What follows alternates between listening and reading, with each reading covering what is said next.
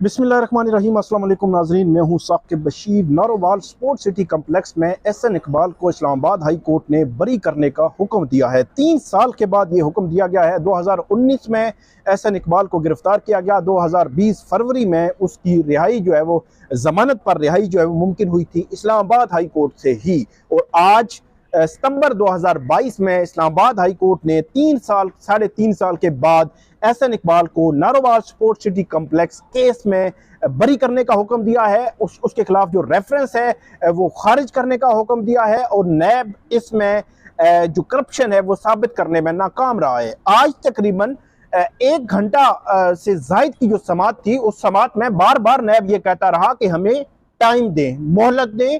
जहांजेब परवाना जो supreme court में मसरूफ हैं वो आएंगे तो वो इस केस में आर्गूमेंट्स देंगे। लेकिन चीफ जस्टिस ने ये कहकर ये कहा कि आपको हम मोहलत नहीं देंगे, कि कई दफा आपको तारीखें दे चुके हैं, बार बार आपको मोहलत दे चुके हैं, बार बार आपसे पूछ चुके हैं, लेकिन अब आपको मजीद जो है वो मोहलत नहीं मिलेगी। आज जब समाअत शुरू हुई तो समाअत के शुरू में ही चीफ जस्टिस ने नैब से पूछा कि इसमें करप्शन कहां हुई है वो बताएं। उसके बाद चीफ जस्टिस ने यह भी कहा कि आपको ये केस कब मिला। तफ्तीशी अफसर से पूछा। तफ्तीशी अफसर ने कहा कि 2018 में मुझे ये केस मिला था और 2019 में एहसन इकबाल जो है उनको गिरफ्तार किया गया था। उसके बाद नैब ने मोहलत की इस्तदा की, जिसको अदालत ने मुस्तरद कर दिया। चीफ जस्टिस ने कहा कि एक नामालूम अखबार से चेयरमैन ने उठाकर प्रोसीडिंग शुरू कर दी और आपको तो CDWP उसका भी पता नहीं था, ये कहा अदालत ने। और ये भी कहा कि आपने बगैर मालूम किए कि CDWP होती क्या है रेफरेंस दायर कर दिया। उसके बाद कहा कि जिस सेक्रेटरी को आपने वादा माफ गवाह बनाया है उसका बयान आपने देखा है।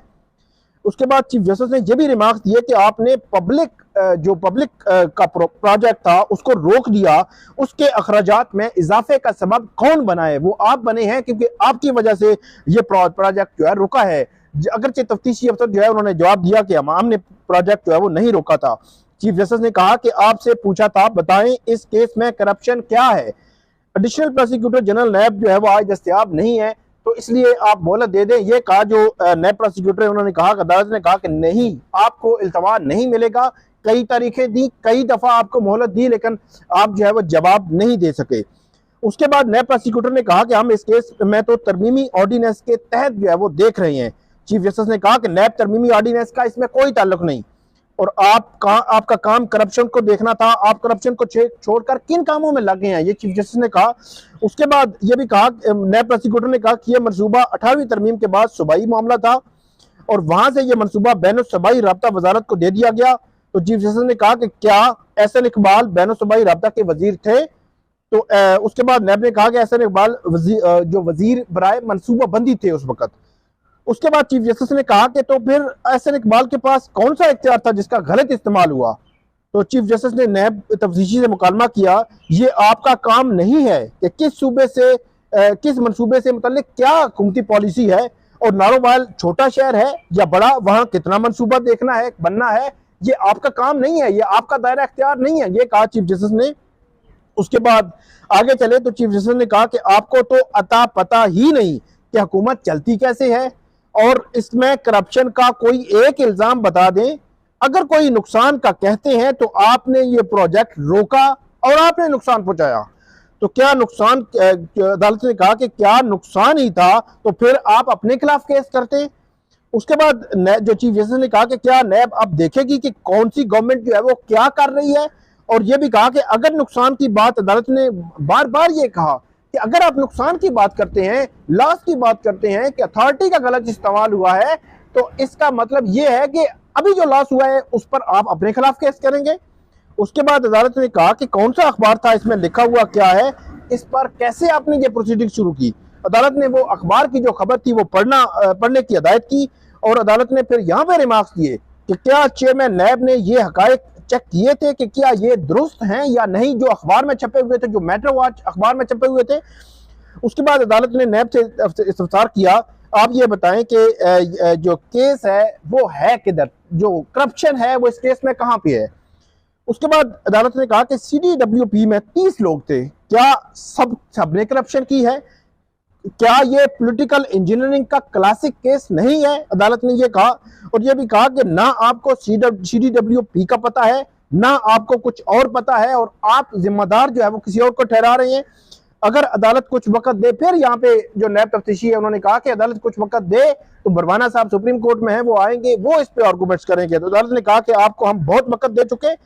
और यहाँ पे अदालत ने इस्तफसार किया किसने सन 2002 से लेकर 2010 तक प्रोजेक्ट रोके रखा। उस तफ्तीशी अफसर ने कहा कि सर उस वक्त मार्शल लगा हुआ था। तो अदालत ने कहा कि फिर आप उनको पकड़ते। और यहाँ पे तफ्तीशी अफसर से अदालत ने यह भी इस्तफसार किया कि आपने एहसन इकबाल को क्यों गिरफ्तार किया था।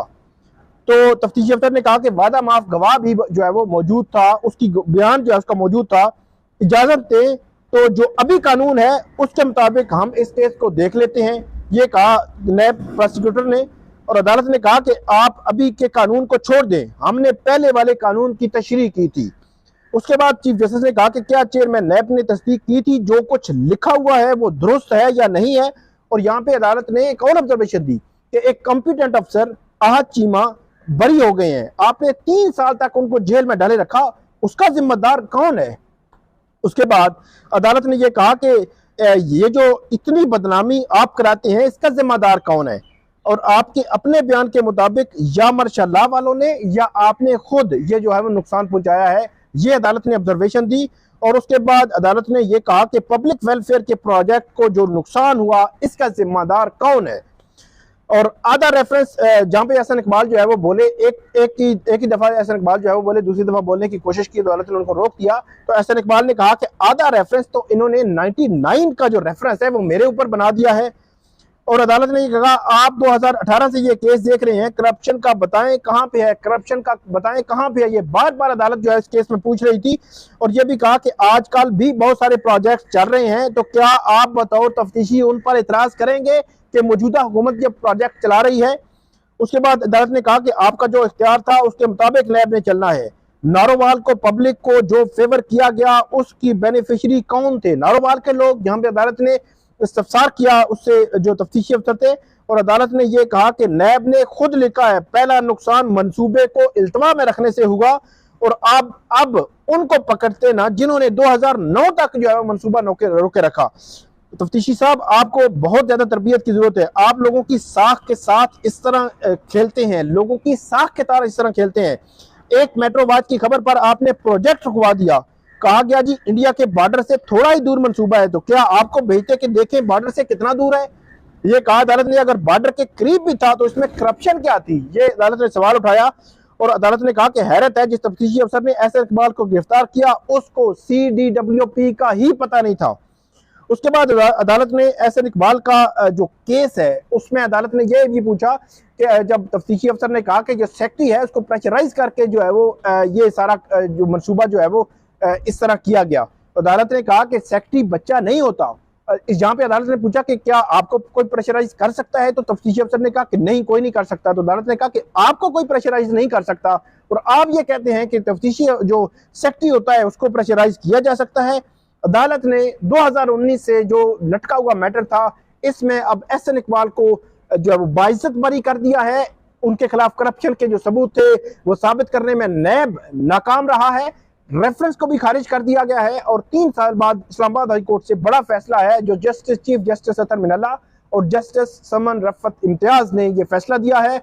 और आज एहसन इकबाल जो है वो खुशी खुशी यहाँ से निकले हैं और मीडिया टॉक भी की है, बात भी की है। लेकिन एहसन इकबाल जब यहाँ पे पहुंचे थे सुबह तो उनका ये कहना था कि मैं नई तरमीमी ऑर्डिनेंस के तहत नहीं बल्कि पुराने जो लॉ है उसी के तहत जो है वो रिलीफ जो है वो लेना चाहता हूं, और उन्होंने वो रिलीफ ले लिया है। तो ये थी नाजरीन आज की हमारी वीडियो, इस पे आप हमें फीडबैक जरूर दीजिएगा।